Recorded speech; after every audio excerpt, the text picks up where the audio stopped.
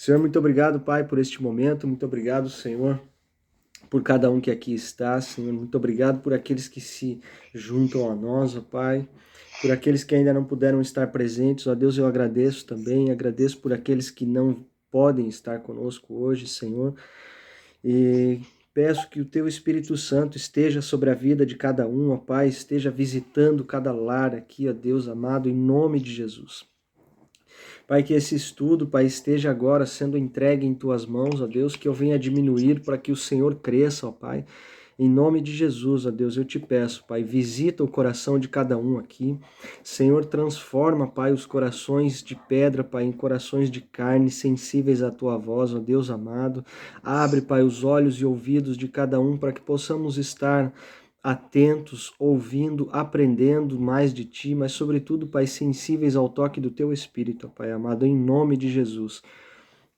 Senhor, que não venha eu falar, mas que o Teu Espírito fale através de mim, ó Pai amado, que o Teu Espírito Santo nos conduza do início ao fim deste estudo, Pai, e que possamos compreender tudo aquilo que vamos ler, tudo aquilo que vamos discutir aqui, Senhor, para que o Teu nome seja engrandecido, Pai. Em nome de Jesus, eu te agradeço, Pai, por este dia, por esta semana que se inicia e entrego tudo em Tuas mãos, Pai. Graças te dou por tudo isso, Pai, porque a Tua misericórdia nos alcança, Pai, a cada dia. Em nome de Jesus, Pai, eu te agradeço. Amém e amém. Ebia, Aleoniva. Bom, muito obrigado por todos que estão aqui. Muito obrigado por mais um dia, por disporem do vosso tempo para estar entre nós. E aqui vamos dar continuidade, então, ao nosso estudo. Vamos dar continuidade ao livro de 1 Coríntios, né? Para aqueles que se juntam a nós a partir de hoje, a gente tem estudado desde o início aqui, desde os Evangelhos, o livro de Atos, Romanos, e agora chegamos em 1 Coríntios. O nosso intuito aqui, falar brevemente, né, do que a gente faz, qual é o propósito desta reunião, deste estudo, para que todos possam compreender. Nosso intuito é de ler a palavra de Deus, compreender aquilo que ela nos ensina, sobretudo contextualizar todos os assuntos, não ficar pulando de livro em livro, de frase em frase, de verso em verso, para que a gente não se perca no contexto. No início, eu contei a história de Jesus de uma ordem cronológica, né? Desde a sua concepção ali pelo Espírito Santo até o seu nascimento, crucificação através dos evangelhos. E aqui a gente já avançou um pouquinho na história, falando a respeito de Paulo ensinando as igrejas, né?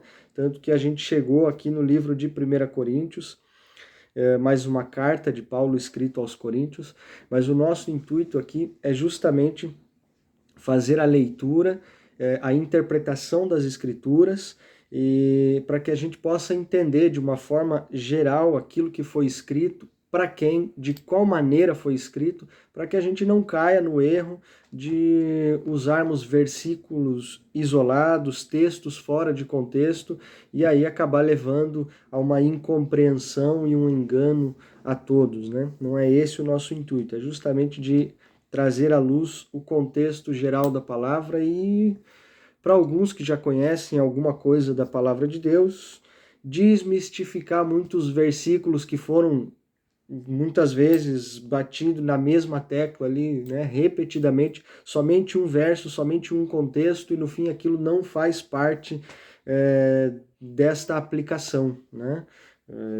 Temos que entender que um verso ele faz parte de um texto num todo, escrito para um povo, e o nosso intuito é de aprender desta maneira geral aqui, como isto foi escrito e como aplicamos nos nossos dias.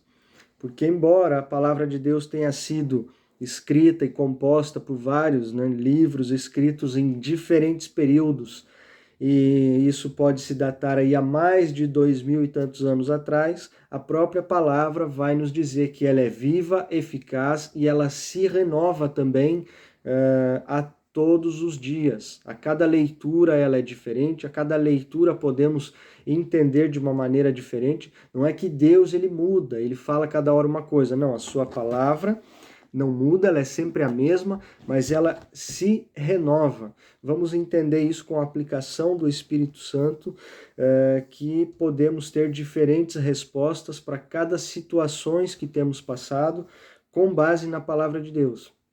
Aqueles que já têm um pouquinho mais de experiência podem confirmar aquilo que eu estou falando, que se hoje a gente lê aqui, por exemplo, a gente vai estudar 1 Coríntios capítulo 2 e 3, a gente vai ter um entendimento, vai ter uma visão e vai compreender o contexto. Amanhã eu posso vir aqui ler o mesmo texto e nós vamos ter uma outra percepção, Deus poderá falar conosco de uma maneira diferente, né? Por isso que nunca vamos parar de ler a sua palavra, nunca vamos parar de aprender a respeito dele, né? Porque se assim fosse, eu pego lá uma leitura rápida de Gênesis, Apocalipse, já li tudo, não preciso mais ler, aqui o meu papel está feito como cristão. E não é isso que fazemos, né? Estamos sempre em busca de nos aproximarmos mais e mais de Deus. Sem mais delongas, eu vou começar então a nossa leitura, a nossa interpretação aqui a partir do capítulo 2 de 1 Coríntios, para darmos continuidade ao que falamos na aula passada. Tem a sua Bíblia, abra. Se você está com o seu aplicativo, abra-o da mesma forma para que a gente possa fazer essa leitura juntos, talvez com traduções um pouco diferentes, mas o contexto e a palavra é a mesma. Capítulo 2. Eu mesmo, irmãos, quando estive entre vocês, não fui com discurso eloquente, nem com muita sabedoria para lhes proclamar o mistério de Deus, pois decidi nada saber entre vocês, a não ser Jesus Cristo, e este crucificado. E foi com franqueza, temor e com muito tremor que estive entre vocês. Minha mensagem e minha pregação não consistiram em palavras persuasivas de sabedoria, mas consistiram em demonstração do poder do Espírito, para que a fé que vocês têm não se baseasse na sabedoria humana, mas no poder de Deus. Então aqui verso 1 a 5, a gente já pode tirar bastante coisa aqui desses versos, né? A gente já pode compreender bastante do que Paulo nos fala.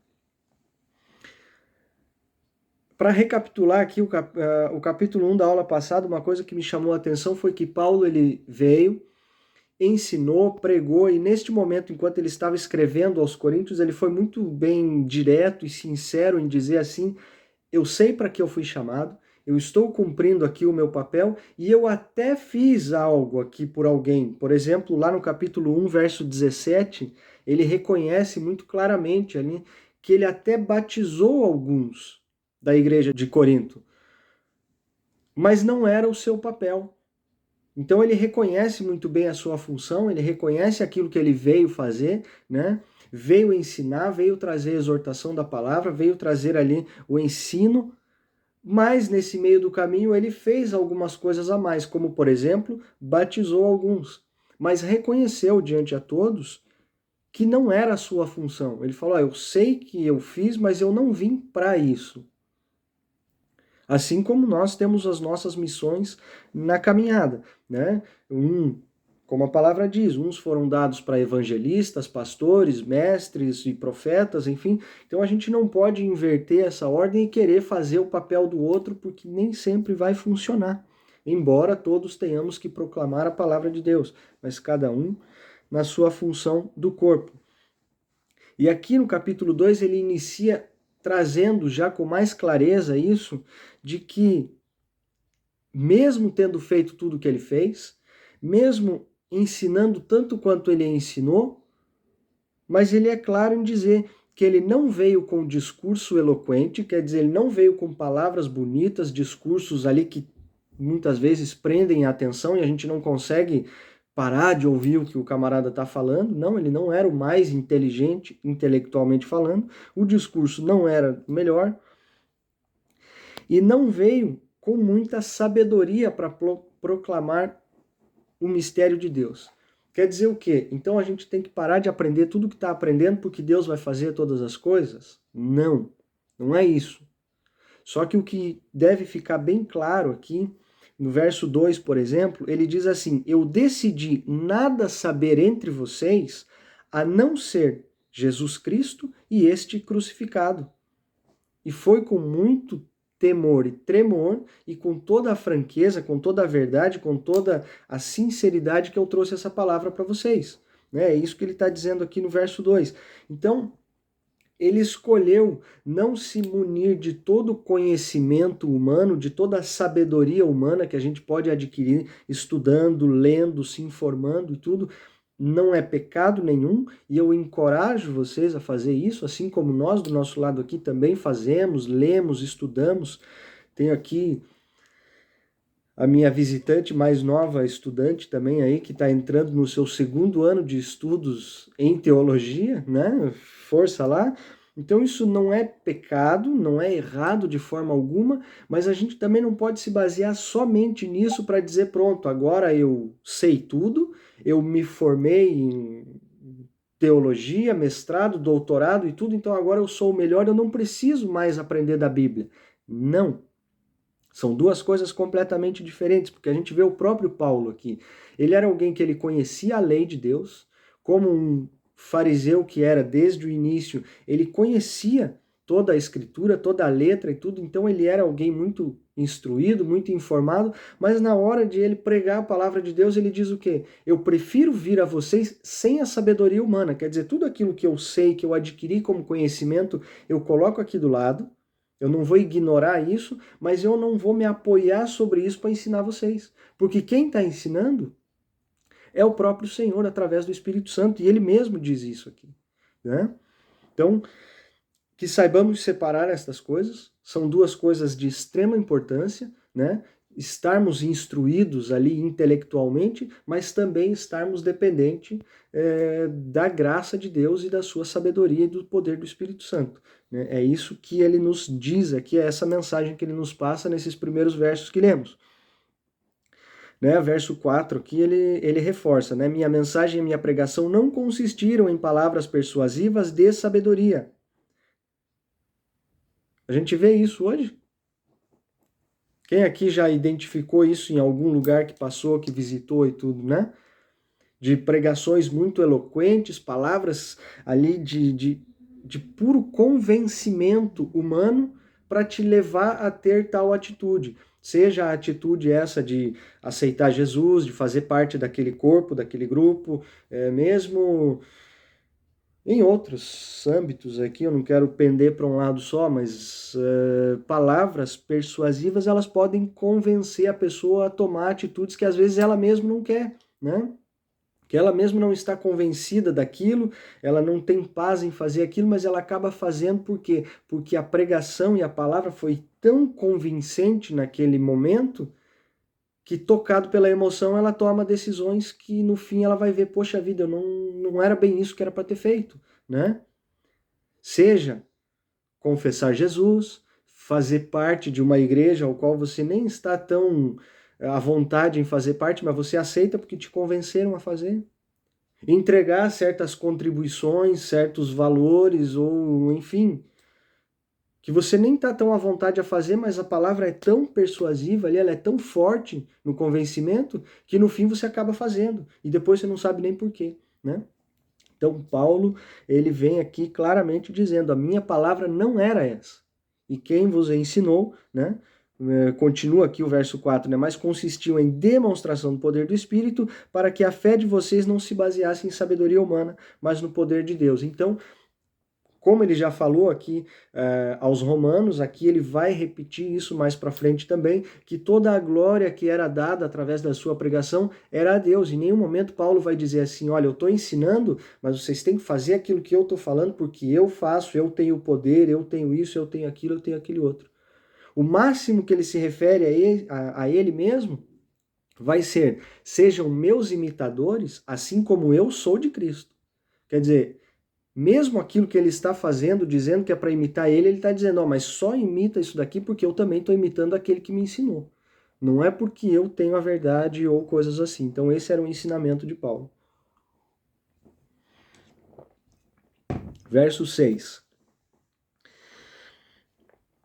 Entretanto, falamos de sabedoria entre os que já têm maturidade, mas não da sabedoria desta era ou dos poderosos desta era, que estão sendo reduzidos a nada.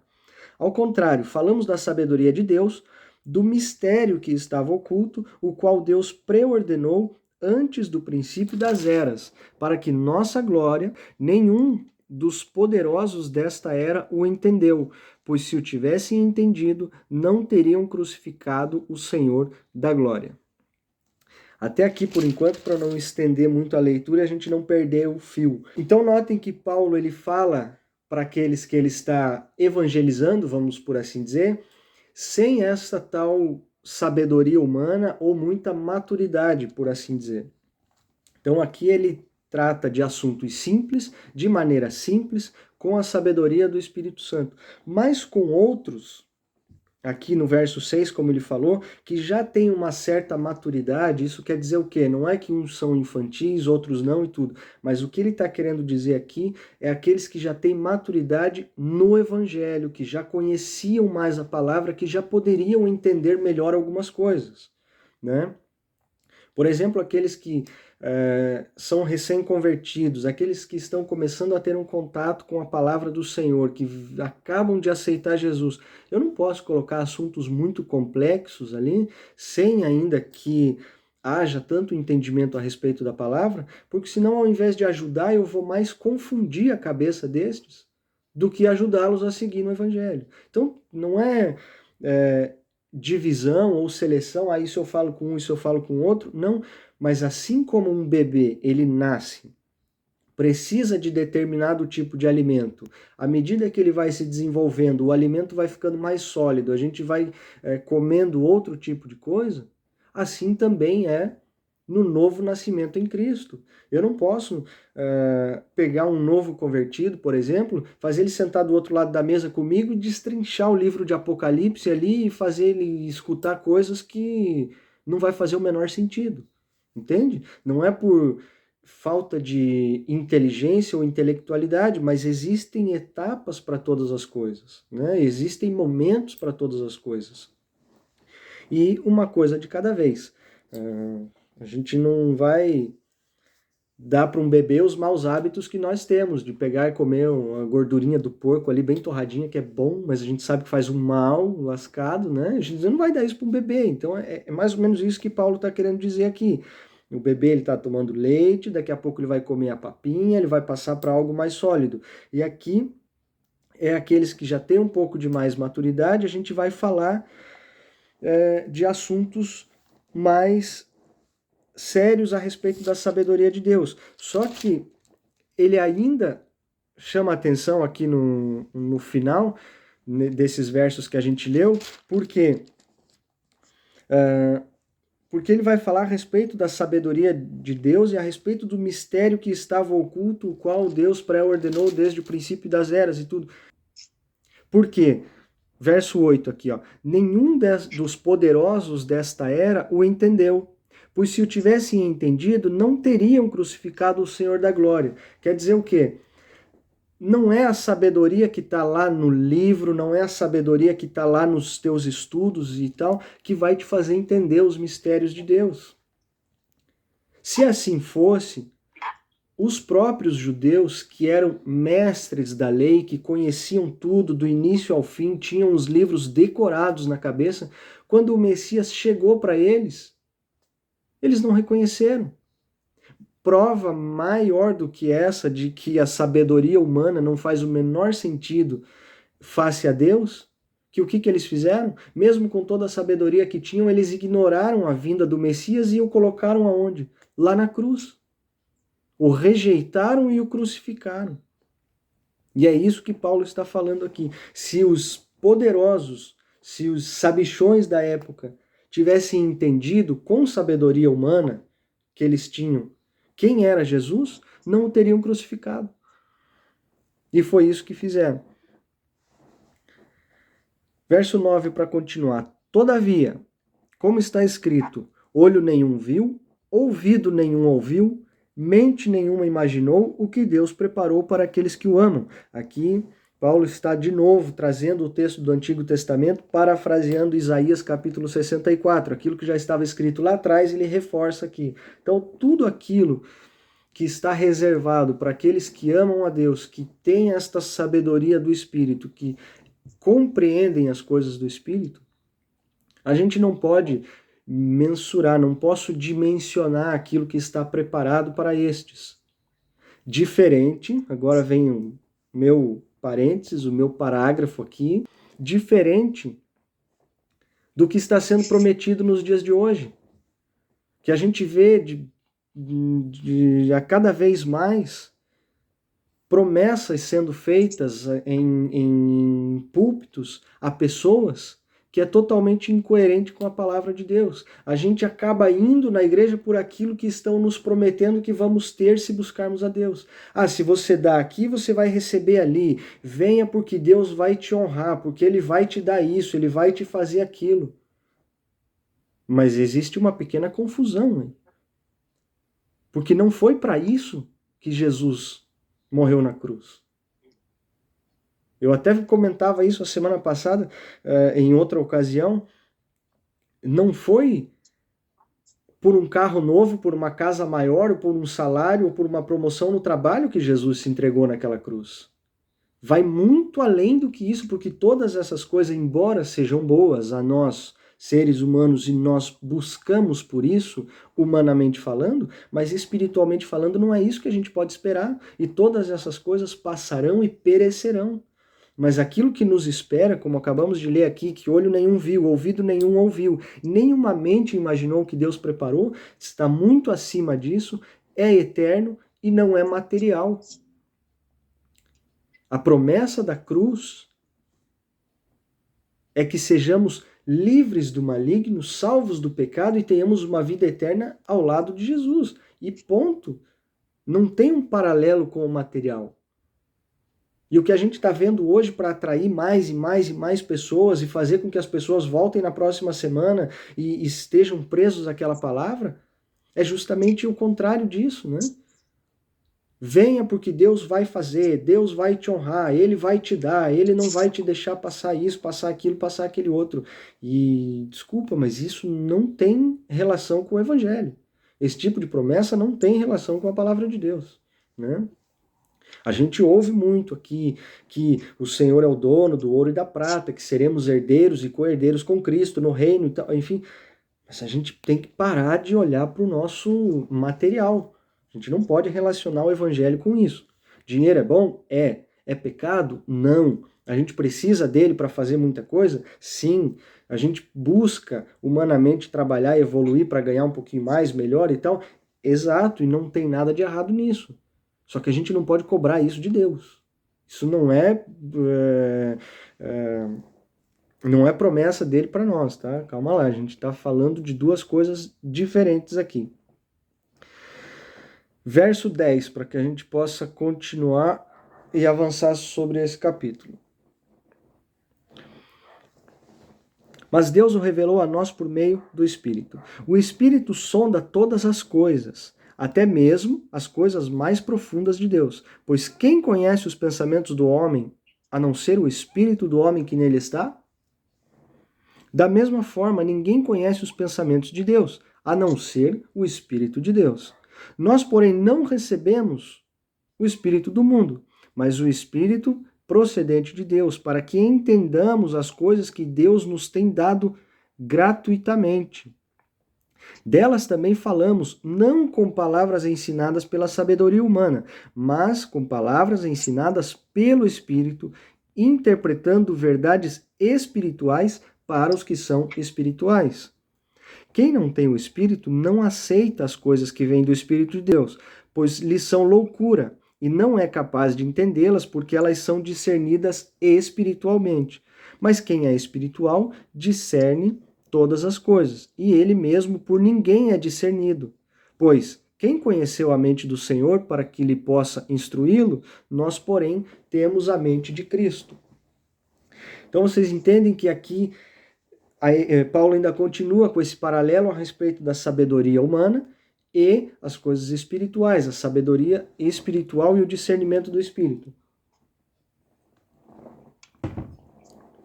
E não estejam surpresos se mesmo dentro das próprias instituições religiosas se existe ainda uma falta de discernimento nesse sentido. Porque mesmo estando lá dentro, 7 dias por semana, falando no nome de Deus, trabalhando no nome de Deus, muitas vezes o próprio Deus pode não estar presente.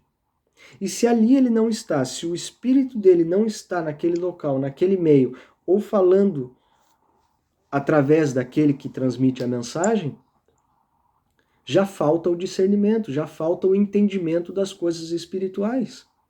E quando há um ou dois que falem de coisas espirituais, eles não são compreendidos. Então Paulo está exortando aos coríntios aqui neste capítulo, mas não é só para aquele tempo. Hoje a gente vê isso e vê muito mais do que aquele tempo. Porque aí tem os intelectuais de plantão ou os espertinhos de plantão que eles vão ler isso aqui e vão dizer assim: ah, então se é o ensino do Espírito, não faz mal nenhum eu falar aquilo que eu tenho no meu coração, eu falar aquilo que eu tenho vontade de fazer e no final eu vou endossar tudo isso que eu estou falando dizendo assim, foi Deus que mandou eu falar. Opa, aí nós temos um problema.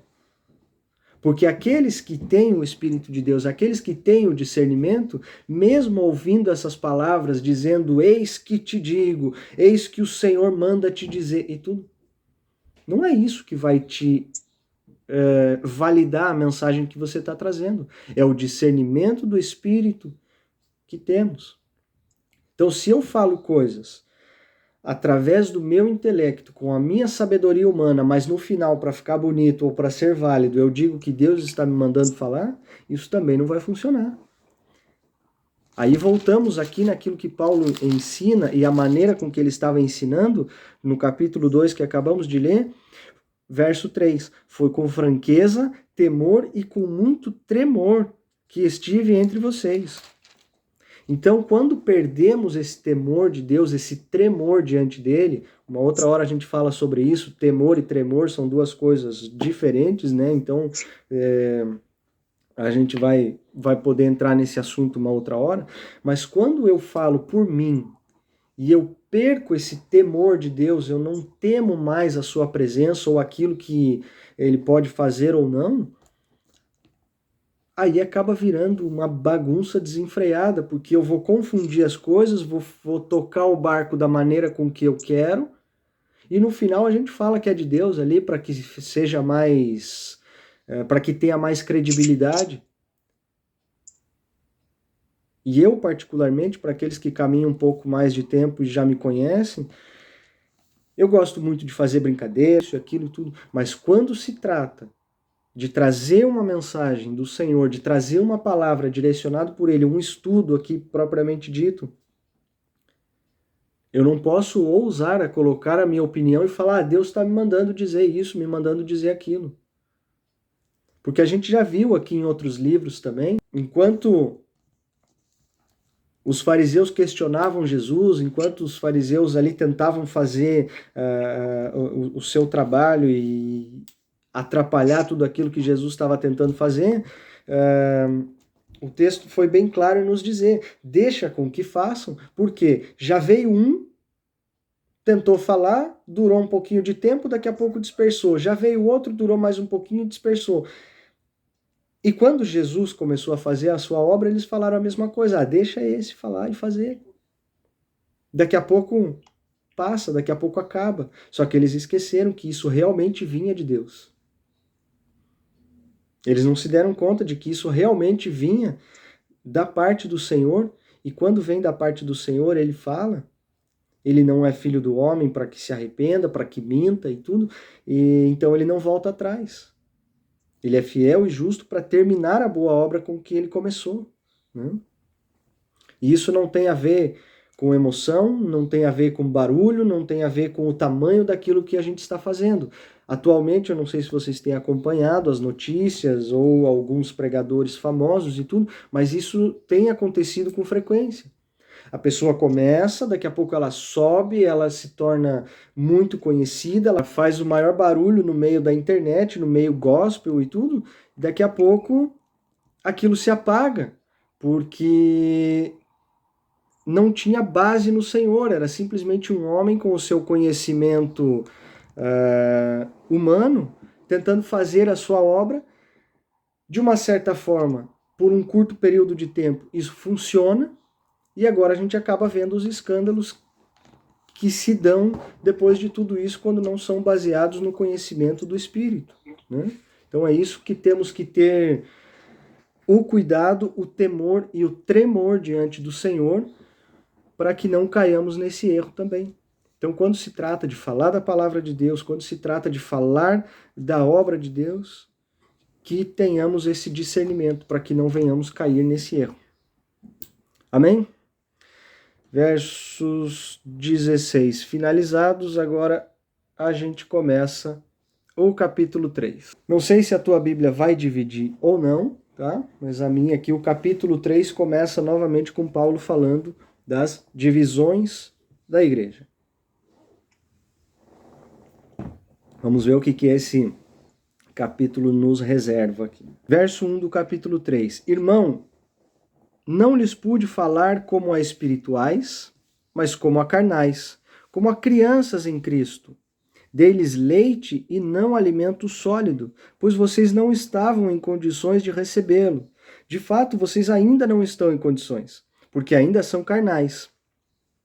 Só até aqui, depois eu vou entrar na parte da divisão ali, justamente para reforçar aquilo que a gente acabou de ler nos versos anteriores. Quando ele fala que a uns que tinham maturidade, ele falava de certos mistérios de Deus, mas a outros ainda não falava a respeito de todas as coisas, falava de uma maneira mais branda e tudo, justamente por esse início de capítulo 3, né? Que a alguns ele falava como carnais, porque ainda não eram espirituais, de modo que eram crianças em Cristo, ou seja, não tinham o total conhecimento, não tinham a total compreensão daquilo que estava sendo falado. E, no verso 2 ele diz, né, deles leite e não alimento sólido. Então, quer dizer, níveis vão subindo e o alimento vai mudando, né? Então, a gente vai começar a falar da salvação, do sacrifício de Cristo na cruz, vai começar a falar, né, do Espírito Santo, né? Então, existem níveis e tempo para todas as coisas. Aqui a gente vai falando a respeito das divisões, a gente mostra o que Paulo estava ensinando, mas também não vai a fundo direto naqueles que estão iniciando para poder trazer correções muito severas como ele trazia, porque senão isso vai confundir todas as coisas. De fato, vocês ainda não estão em condições, porque ainda são carnais. Por que eles são carnais? Porque, visto que há inveja e divisão entre vocês, não estão sendo carnais e agindo como mundanos? Pois quando alguém diz eu sou de Paulo, eu sou de Apolo, não estão sendo mundanos? Então essa é a correção de Paulo para aqueles que estavam se dividindo. Ah, eu sou de Paulo, eu sou de Apolo, eu sou de Cristo, eu sou disso, eu sou daquele outro.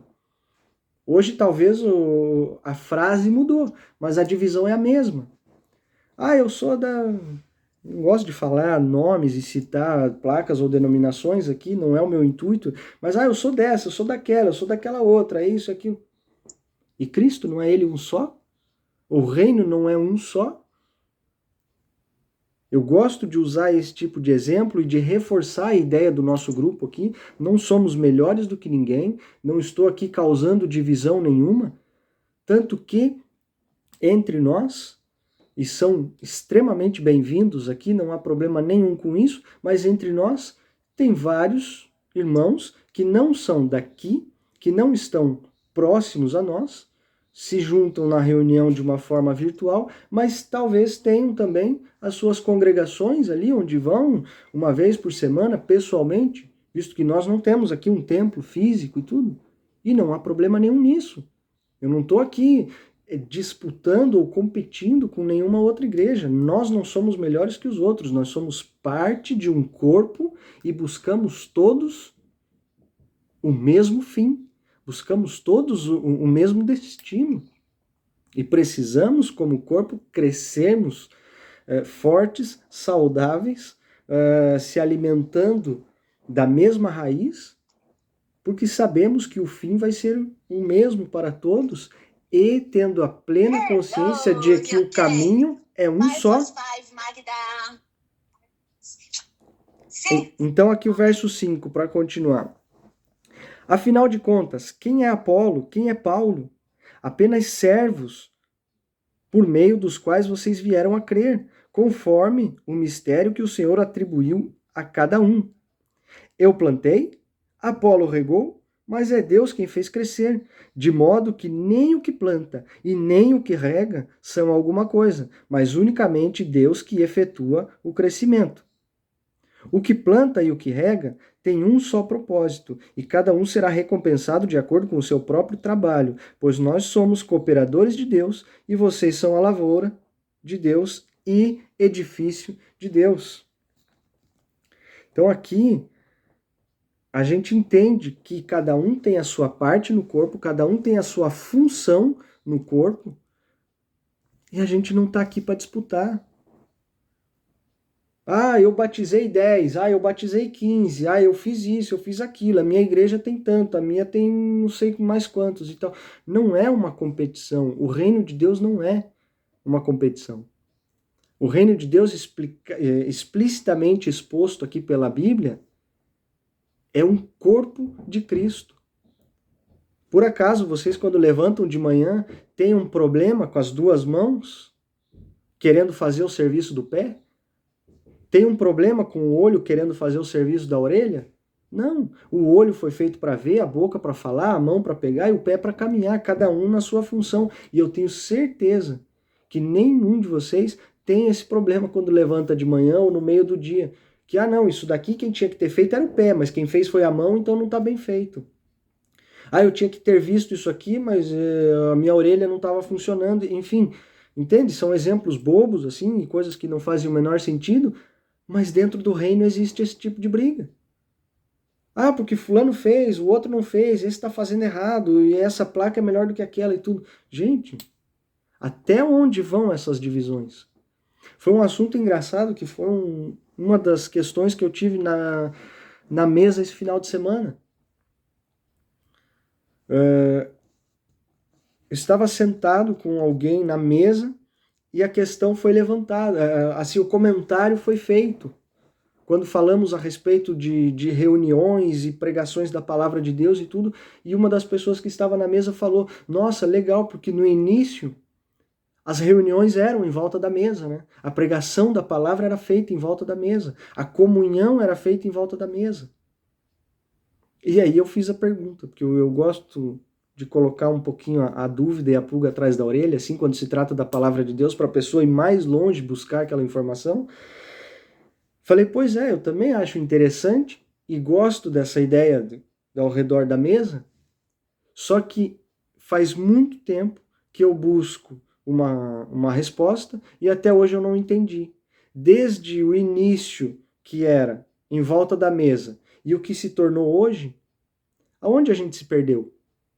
Por que a gente não está mais em volta da mesa e a gente está dentro de templos inflados, vazios, falando em nome de Deus, se muitas vezes ele não está nem ali? Ele está em volta da mesa, num café simples. Quando há verdade de coração, discernimento do Espírito, entrega e sinceridade. Sobretudo, humildade. Então, aonde que as coisas mudaram? Aonde que a gente se perdeu e a gente deu mais importância para a aparência, para o físico, para o tamanho das coisas, do que para a verdade da simplicidade, né? E aqui a gente vê tudo isso, né? Porque eu prego, eu batizo, eu ensino, eu faço isso, eu faço aquilo, eu faço aquele outro, mas aqui a gente está tendo com clareza o ensino de Paulo dizendo: um planta, o outro rega, mas o crescimento vem pelo Espírito. Mas no final da história eu quero dizer, não, fui eu que fiz crescer, eu que ensinei, eu que batizei, eu que isso, eu que aquilo. Gente, a gente não faz nada. Pela misericórdia de Deus, estou eu aqui na frente dessa câmera falando, mas poderia sim, facilmente, ser qualquer um de vocês.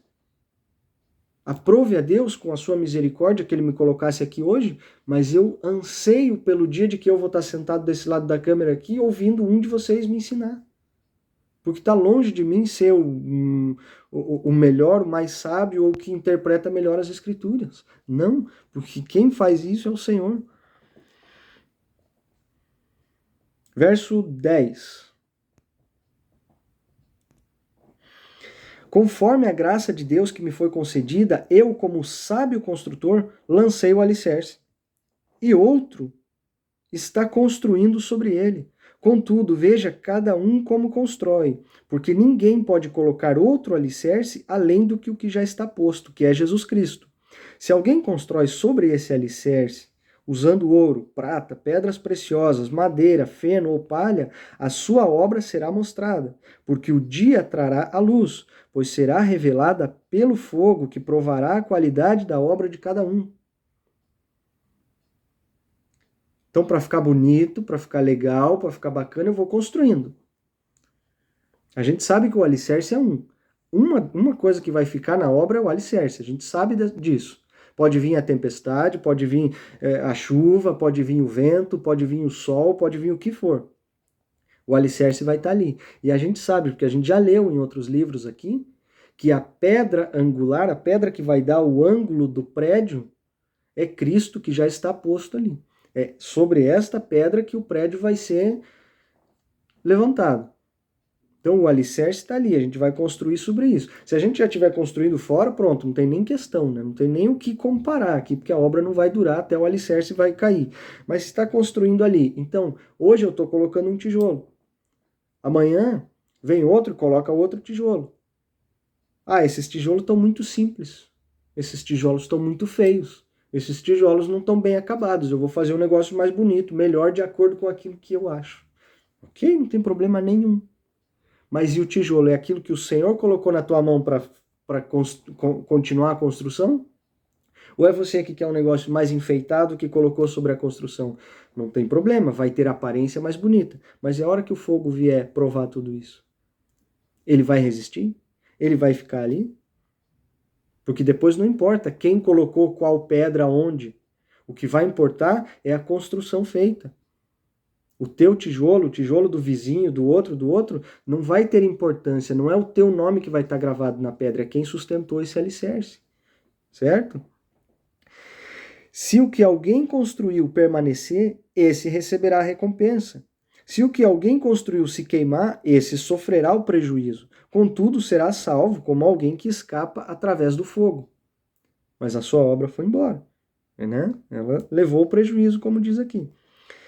Vocês não sabem que são santuários de Deus e que o Espírito de Deus habita em vocês? Se alguém destruir o santuário de Deus, Deus o destruirá, pois o santuário de Deus, que são vocês, é sagrado.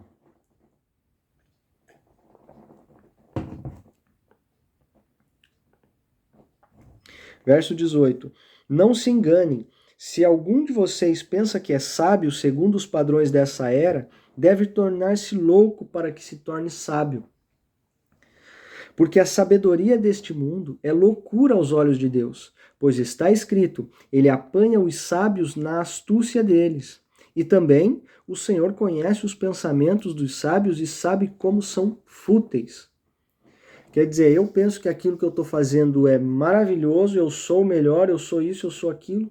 Só que dentro da minha sabedoria, a gente tenta fazer e construir algo para chegar em algum lugar, para adquirir alguma coisa, para conquistar algo. E muitas vezes, na nossa intelectualidade, na nossa sabedoria, lemos aqui no verso 20 agora, que o Senhor sabe que os pensamentos destes sábios são fúteis. Muitas vezes a gente, dentro da nossa sabedoria, a gente quer construir, quer fazer, quer isso, quer aquilo, quer aquele outro. Mas para quê? Construir para nós mesmos. Coisas que não têm verdadeiramente um valor diante a Deus. Claro que pode ter para nós, é uma grande conquista, um carro novo, uma casa nova, comprar isso, comprar aquilo. A gente tem sonhos, tem desejos e tudo, e não há pecado nisso. Só que se a gente corre e passa a vida buscando só esse tipo de coisa, a gente sabe que tudo isso vai passar, tudo isso a traça irá de comer, a ferrugem vai destruir, o ladrão pode vir e levar embora e tudo. E o que a gente tem construído que é eterno? O que a gente tem construído que ninguém pode tirar de nós? E muitas vezes isso a gente não dá valor. Então é isso que o Senhor chama de pensamentos fúteis dos sábios, né? Porque muitas vezes na nossa sabedoria a gente quer ser melhor do que o outro, ter mais do que o outro, adquirir mais do que o outro, e isso para Deus não vale de muita coisa. Verso 21, para a gente caminhar para o final. Portanto, ninguém se gloria em homens, porque todas as coisas são de vocês. Seja Paulo, seja Apolo, seja Pedro, seja o mundo, a vida, a morte, o presente ou o futuro. Tudo é de vocês. E vocês são de Cristo e Cristo é de Deus. Então, não nos apoiemos na nossa sabedoria, não nos apoiemos naquilo que pensamos ou que achamos que sabemos, porque no final das contas, somos de Cristo e Cristo é de Deus e todas as coisas pertencem ao Senhor. Todas as coisas, como diz a palavra, são dele, por ele e para ele. Por mais que hoje não tenhamos esse entendimento, por mais que às vezes achamos que não, que isso não faz o menor sentido e tudo, mas a palavra é muito clara em dizer que não há uma folha de árvore, não há um fio de cabelo da nossa cabeça que caia sem que Deus não permita. E isso só compreenderemos com o discernimento do Espírito Santo. Podemos tentar entender, podemos tentar argumentar, tentar explicar, mas isso não vai funcionar. E novamente eu vou voltar no exemplo da mesa do final de semana, que não tem maneira mais clara para explicar ou para exemplificar tudo que eu acabei de dizer aqui. No final da reunião, no final da mesa, havia um café e um pequeno biscoitinho, assim como de costume aqui. Uma embalagem bonita, diferente, eu nunca tinha visto. Aí eu peguei o biscoito, provei, olhei para outra pessoa que estava do outro lado da mesa e falei, nossa, é salgado. Ele me olhou com uma cara assim, meio estranha e tal, porque normalmente é um biscoito doce que acompanha o café. Eu peguei o biscoito, mordi e falei, é salgado. Ele me olhou assim com um olhar meio desconfiado. Falei, você não acredita? Ele falou, não, porque normalmente é doce. Eu falei, pois é, exatamente isso. Então eu não posso te convencer se é doce ou é salgado. Então pegue o seu e prove. E com Jesus não é diferente. Com o Espírito Santo não é diferente. Eu não tenho tempo que eu passe aqui, argumentos que eu traga aqui, ou por aí afora, para aqueles que não conhecem o Senhor, para tentar convencer ou explicar o que é o reino de Deus, dizer se é verdadeiro, se não é, e o que a gente pode sentir ou não com relação a isso. A única coisa que eu posso dizer a respeito disso: venha e veja. Tenha a sua experiência, prove-o, peça a Ele, se achegue a Ele. Através da sua palavra e através da oração, é impossível que Ele não te responda. Peça uma vez, com verdade, com franqueza, com transparência do seu coração. Não peça assim, eu vou falar aqui, mas Deus não vai estar nem aí para mim, não vai responder. Não, faça a experiência, mas tenha você a sua. Não espere que eu te convença, que eu traga palavras bonitas ou, como diz Paulo, palavras persuasivas aqui para dizer, uau, o que o Murilo disse me convenceu. Não, eu posso ser um canal, eu posso limpar um pouco o caminho, dizer, olha, cuidado com isso, cuidado com aquilo, cuidado com aquele outro. Mas o caminho é um, a verdade é uma, e não sou eu que vou te convencer de nada. Somente a palavra de Deus e o Espírito Santo que podem fazer isso. Então eu convido a cada um a se aproximar mais e mais do Senhor, a ter a sua própria experiência. E dessa forma podemos caminhar, amadurecer, aprender e crescer mais e mais na sua presença. Amém? Temos vários visitantes aqui, o que nos deixa muito contente. E como de costume, agora eu abro para vocês aqui para dúvidas, comentários, testemunhos e para que todo mundo participe, para que isso seja edificante para todos, porque às vezes eu posso não ter falado tudo e alguém pode trazer algo a mais para complementar ou partilhar de alguma experiência. ou se não tem nada, fique na paz também. Amém. Seja abençoado da mesma forma. Em nome de Jesus, muito obrigado pela presença de cada um aqui. É com vocês agora.